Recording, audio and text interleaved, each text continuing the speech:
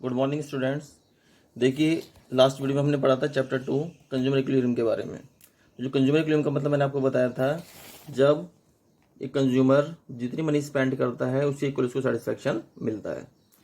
इसको हम मेजर करने के लिए दो तरह की यूटिलिटी अप्रोच यूज़ करते हैं। पहली होती है ऑर्डिनल यूटिलिटी अप्रोच, सेकेंड होती है कार्डिनल यूटिलिटी अप्रोच। जो ऑर्डिनल यूटिलिटी अप्रोच है वो उसको इंडिफरेंस कर्व यूटिलिटी अप्रोच बोलते हैं, जो कि हिक्सियन एनालिसिस के रूप में जानी जाती है। सेकंड है आपकी कार्डिनल यूटिलिटी अप्रोच, जिसे मार्शल अप्रोच बोलते हैं, जो कि मार्जिनल यूटिलिटी अप्रोच भी कही जाती है, जो आप चैप्टर सेकंड में पढ़ रहे हैं। अब देखिए, इसके बाद टर्म आपकी यूटिलिटी। यूटिलिटी का मतलब होता है, सबसे पहले तो आप ये देखिए यूटिलिटी होती क्या है। यूटिलिटी का मतलब होता है want satisfying power of quantity. किसी भी कमोडिटी की वांट को सेटिस्फाई करने की जो पावर है उसे हम क्या बोलते हैं, यूटिलिटी कहते हैं। यूटिलिटी दो टर्म से बताई गई है, कार्डिनल यूटिलिटी और ऑर्डिनल यूटिलिटी। अभी इस चैप्टर में हम कार्डिनल यूटिलिटी के बारे में स्टडी करेंगे। तो कार्डिनल यूटिलिटी क्या है? Utility can be measured in terms of number, यानी यूटिलिटी को नंबर से मेजर किया जा सकता है, जैसे 1 2 3 4। जैसे हम किसी चीज़ को मेजर करते हैं, जैसे वेट को मेजर करते हैं किलोग्राम में, और डिस्टेंस को मेजर करते हैं किलोमीटर में। इसी तरह डिस्टेंस इसको यूटिलिटी को मेजर करेंगे यूनिट्स में 1 2 3। इसकी यूनिट क्या होती है? यूटिल होती है। जैसे डिस्टेंस की यूनिट होती है किलोमीटर, वेट की यूनिट होती है किलोग्राम। इसी तरह यूटिलिटी की यूनिट्स क्या होती हैं? यूटिल, UTIL। इसके बाद हमने यूटिलिटी को और आगे स्टडी किया था दो टर्म्स में, TU और MU। TU था टोटल यूटिलिटी, MU था मार्जिनल यूटिलिटी। टोटल यूटिलिटी जो होता है, जितनी भी गुड्स हम कंज्यूम करते हैं उनकी जो यूनिट्स का जो सम होता है उसको बोलते हैं टोटल यूटिलिटी। जबकि मार्जिनल यूटिलिटी होता है total utility consecutive total utilities का डिफरेंस। जैसे मान लीजिए, मैंने आपको टेबल बताई थी कि अगर फर्स्ट यूनिट है आपकी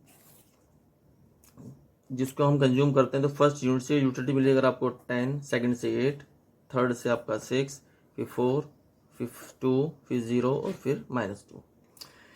फर्स्ट यूनिट से यूटिलिटी मिली आपको 10, तो फर्स्ट यूनिट की टोटल यूटिलिटी कितनी हो गई? 10 यूटिलिटीज हो गई। फिर सेकंड यूनिट से यूटिलिटी मिली आपको 8, तो दो गुड्स की यूटिलिटी कितनी होगी टोटल मिला के? 18। इसी तरह थर्ड यूनिट की यूटिलिटी कितनी थी? 6। तो तीनों यूनिट्स की यूटिलिटी को देंगे तो कितना हो जाएगा? 24। तो तीनों का टोटल 24 आ रहा है। इसी तरह फोर्थ यूनिट की यूटिलिटी 4 और चारों गुड्स की यूटिलिटी 28, यानी हम इसको कंसेक्यूटिवली ऐड करते चले जाते हैं। इसी तरह अपने रिलेशनशिप डायग्राम का बताया था हमने कि जब आपका MU और TU जो होगा, नीचे एक्स एक्सिस पे क्वांटिटी लेंगे हम, इधर आपका TU लेंगे, इसके बाद यहाँ पे क्वांटिटी लेंगे, इधर क्या लेंगे हम? MU लेंगे। तो ये जो यूनिट्स हैं, इस यूनिट्स के अकॉर्डिंग हम ये कह सकते हैं कि आपका जो रिलेशनशिप है MU TU में क्या होगा।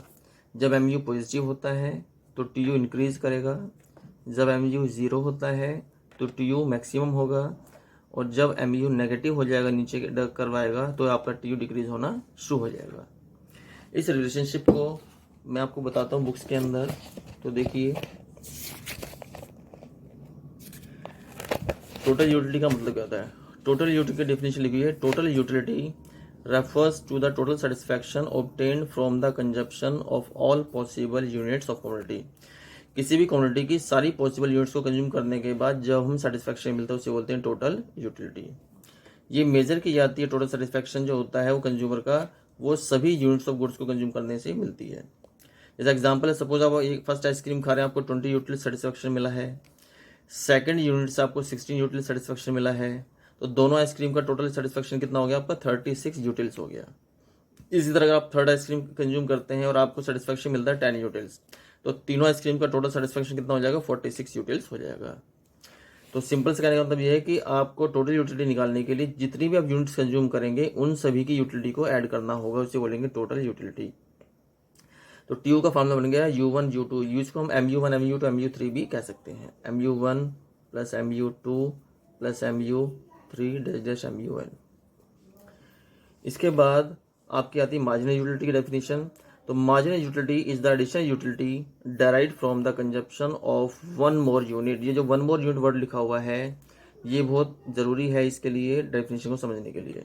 तो 1 मोर यूनिट ऑफ कमोडिटी अगर आप कंज्यूम करेंगे तो आपका जो टोटल सेटिस्फैक्शन, जो एडिशनल यूटिलिटी आपको मिलेगी, यानी टोटल सेटिस्फैक्शन जो बढ़ेगा आपका, वो कहलाएगा मार्जिनल यूटिलिटी। इसको हम टेबल से समझ सकते हैं। जैसे आपका फार्मूला इसका मैंने आपको बताया था, MU equals to TUN minus 1 है। दूसरा फार्मूला इसका है delta TU upon delta Q है। तो ये आपका होता है change in total utility upon में change in number of units. अब देखिए यहाँ पे इस बुक के एग्जांपल को हम क्लियर करते हैं आपको। और फर्स्ट आप आइसक्रीम कंज्यूम करिए आपने, आपको टोटल यूटिलिटी मिली 20 यूनिट्स की। यहाँ पर इसमें TU इधर दिया हुआ है, MU इधर दिया हुआ है। सेकेंड यूनिट कंज्यूम करिए, आपको टोटल यूटिलिटी मिली 36 यूनिट्स की। तो फर्स्ट से मिली थी 20 और दोनों से मिली 36, तो टोटल एडिशन कितना हुआ 16 का। तो ये जो 16 का एडिशन हुआ है ये आपका टोटल यूटिलिटी को इंडिकेट करता है। इससे पहले अगर आप एक भी यूनिट कंज्यूम नहीं कर रहे थे तो टोटल सेटिस्फेक्शन कितना था, 0 था। तो 0 को 20 से ऐड किया तो आपका कितना 20 आ जाएगा। ये फर्स्ट यूटिलिटी थी।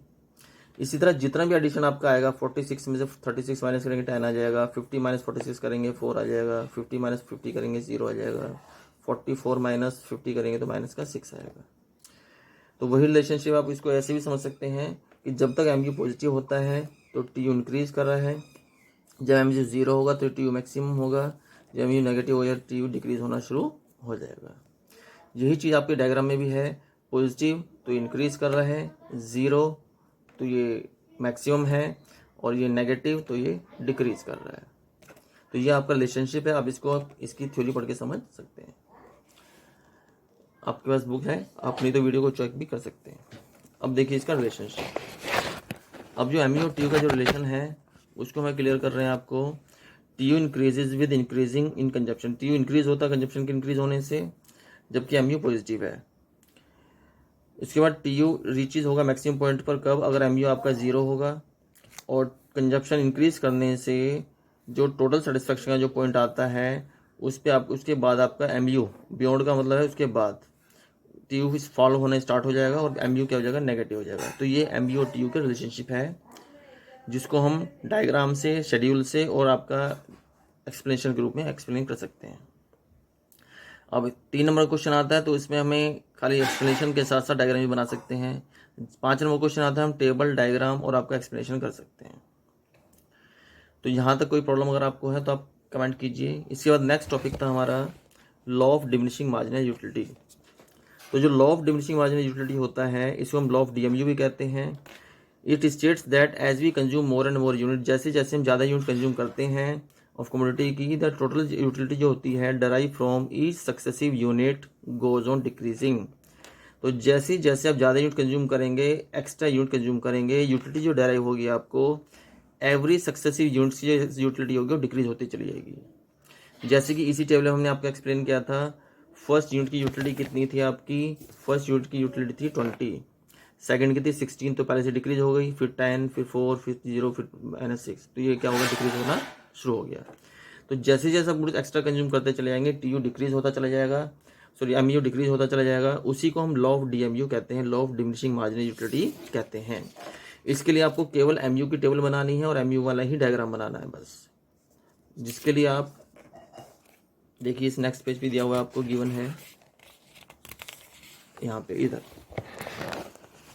तो देखिए यहाँ पे जब आपको अगर आपको MU TU दिया है तो TU से माइनस करके MU निकाल सकते हैं। जैसे 20 का 20 आ गया, 36 माइनस 20 16 आ गया, 46 माइनस 36 10 आ गया, 50 माइनस 46 4 आ गया, फिर आपका 0 आ गया, फिर आपका माइनस आ गया 6। तो 1 पे कितना है 20, तो 1 पे 20 है, 2 पे 16 है, 3 पे 10 है, 3 पे 10 आ रहा है, 4 पे आपका 4 है, 4 पे 4 आ रहा है, 5 पे 0 है, 5 पे 0 आ रहा है, 6 पे -6 से नीचे आ रहा है। इन पॉइंट्स को हम ज्वाइन करेंगे तो ये आपका MU आ जाएगा। तो ये आपका MU का डायग्राम बना है जो इसकी law of diminishing marginal utility को इंडिकेट करता है। अब देखिए इसकी कुछ एजम्पशंस होती हैं। सबसे पहले एजम्पशन है इसकी कार्डिनल मेजरमेंट और यूटिलिटी, यानी यूटिलिटी को नंबर से मेजर कर सकते हैं, ये पहली कंजप्शन है इसकी। सेकंड है money monetary measurement of utility, utility को मनी के टर्म में मेजर भी कर सकते हैं कि कितने गुड्स के लिए आप पाउंड पे करने को रेडी हो, वो इसकी मॉनेटरी वैल्यू कहलाएगी। कंजप्शन ऑफ रीजनेबल क्वांटिटी आपको कंज्यूम करनी होगी। इसके लिए अगर किसी प्यासे व्यक्ति को 1 बूंद चम्मच पानी पिलाया जाए तो वो उससे सेटिस्फेक्शन नहीं मिलेगा। कम से कम 1 गिलास पानी उसको एक बार में दिया जाए और उसको फिर प्यास बुझेगी तो वो नेक्स्ट सेकंड गिलास आपका कंज्यूम करेगा। इसी तरह नेक्स्ट है आपका कंजप्शन, कंटिन्यूस कंजप्शन। कंजप्शन भी कंटिन्यूस होना चाहिए, उसमें कोई टाइम गैप नहीं होना चाहिए। ऐसा नहीं होना चाहिए कि आपने एक आइसक्रीम आज खाई और एक आइसक्रीम आपने 4 दिन बाद खाई है। तो अगर कंटिन्यूसली आप गुड्स कंज्यूम करेंगे तभी पहले गुड्स का सेटिस्फेक्शन ज़्यादा होगा और उससे नेक्स्ट वाले गुड्स का सेटिस्फेक्शन कम होगा। फॉर एग्जाम्पल मैं अगर आपको 1 कप चाय पिलाता हूँ तो जो आपको सेटिस्फेक्शन मिलेगा मान लीजिए 10 यूटिल्स है, उसके बाद नेक्स्ट का ऑफर करूँ, आपने चाय पे आपको उसका मान लीजिए सेटिस्फेक्शन 8 यूटिल्स है, तो नेक्स्ट आपके एक ही टाइम में आप कंज्यूम करते चले जाएंगे लगातार, तो आपका सेटिस्फेक्शन डिक्रीज होगा। उसके बाद नेक्स्ट है नो चेंज इन क्वालिटी में भी कोई चेंज नहीं होनी चाहिए। मतलब आइसक्रीम या कॉफ़ी जो भी आप कंज्यूम कर रहे हैं वो सेम क्वालिटी की होनी चाहिए जैसे आपने पहले यूनिट कंज्यूम की थी। नेक्स्ट है रेशनल कंज्यूमर होना चाहिए। कंज्यूमर हमेशा ये चाहता है कि उसको ज़्यादा से ज़्यादा सेटिस्फेक्शन मिले, वो हमेशा मैक्सिमम सेटिस्फेक्शन को गेन करेगा, तभी वो रेशनल कंज्यूमर कहलाएगा। इंडिपेंडेंट यूटिलिटीज होती है, यानी एक गुड्स की यूटिलिटी दूसरी गुड्स पे यूटिलिटी पर डिपेंड नहीं करती है। यानी दोनों गुड्स की यूटिलिटी क्या होती हैं, इंडिपेंडेंट होती हैं, उसका एक का दूसरे पर इफेक्ट नहीं पड़ता है। नेक्स्ट है मार्जिनल यूटिलिटी। जो मनी है वो आपका कांस्टेंट रहेगी।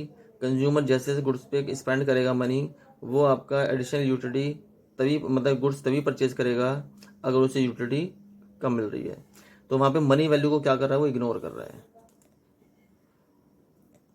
फिक्स इनकम है, उसकी इनकम एंड प्राइस है। जो कंज्यूमर है प्रोडक्ट के प्राइस और प्रोडक्ट के प्राइस को और कंज्यूमर की इनकम को यहाँ पे कांस्टेंट माना गया है, इसमें कोई चेंज नहीं करेंगे। इसके बाद नेक्स्ट है आपका लास्ट, परफेक्ट नॉलेज। कंज्यूमर को परफेक्ट नॉलेज होनी चाहिए प्रोडक्ट के बारे में, प्राइस के बारे में, कि गुड्स कंज्यूम करने का उसको कितना सेटिस्फेक्शन मिलेगा। तो देखिए यहाँ पे हम TU-MU का रिलेशन, उसकी एजम्पशंस, लॉ ऑफ DMU और आपका यूटिलिटी, कार्डिनल यूटिलिटी की अप्रोच, तो इसके बारे में स्टडी कर चुके हैं। आप इसको अच्छा लगे तो आप इसको लाइक कीजिए, शेयर कीजिए और कमेंट कीजिए। तो इस वीडियो में इतना ही, बाकी नेक्स्ट टॉपिक नेक्स्ट वीडियो में क्लियर करेंगे। तब तक के लिए धन्यवाद।